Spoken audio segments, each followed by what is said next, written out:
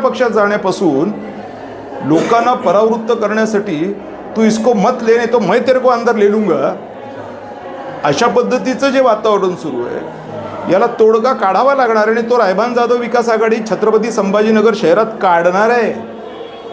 मारून मुटकून भारतीय जनता पक्षात जावं किंवा सरेंडर व्हावं किंवा इम्तियाज अलीच्या जाऊन पाया पडाव्या याची कुठलीही सूत्रान गरज नाही. कारण आम्ही पण मूळ विचार हे राष्ट्रहिताचेच आहेत, राष्ट्रकारणाचे आहेत. जे स्वतःला काही देऊ शकले तर लोकांना काय ढेकळं देणार. आणि मी कोणाच्याच बापाचं ऐकत नाही, सगळ्यांनाच माहिती आहे तिरसट आहे. एवढं बोललोय तुमच्या माध्यमातून या पुढाऱ्यांना, यांनी एखादा शब्द तरी माझ्यावर काढावा ना की हा चुकीचं बोलतोय म्हणून.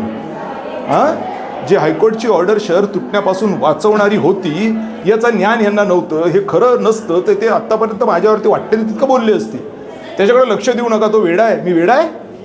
अरे गाढवानो, तुमच्यापेक्षा तर मी कधीतरी पटीने चांगला आहे, कारण मी वेडा असून शहर तोडण्यापासून थांबवलं. तुम्ही शहाणे असून तुम्ही काय दिवे लावले? स्वतःला तुम्ही आमदार फंड नाही देऊ शकत असे तुम्ही मुख्यमंत्री आणि उपमुख्यमंत्री आहात रे. शासनाचं आर्थिक धोरण संपलंय, दिवाळखोर झाले महाराष्ट्र सरकार, केंद्र सरकार दिवाळखोर झाले. मी पुन्हा तुम्हाला सांगतोय, मोठी बातमी, ब्रेकिंग न्यूज, राज्याच्या मुख्यमंत्र्यांना आमदार फंड आहे का? मग नंतर बघू की राज्याचे मुख्यमंत्री शेतकऱ्यांना काय देणार आहेत, राज्याचे मुख्यमंत्री लाडक्या बहिणीला काय देणार आहेत, राज्याचे मुख्यमंत्री भरती कधी करणार आहेत, राज्याचे मुख्यमंत्री काय करणार आहेत, महानगरपालिकेमध्ये किती हजार कोटी रुपये देणार आहेत, संजनाबाईंना किती देणार आहेत, झाबाईंना किती देणार आहेत, कवडेबाईंना किती देणार आहेत, काय हे नंतर बघू. स्वतःला किती दिले ते तरी सांगा, नंतर तू बाकीचं बघू.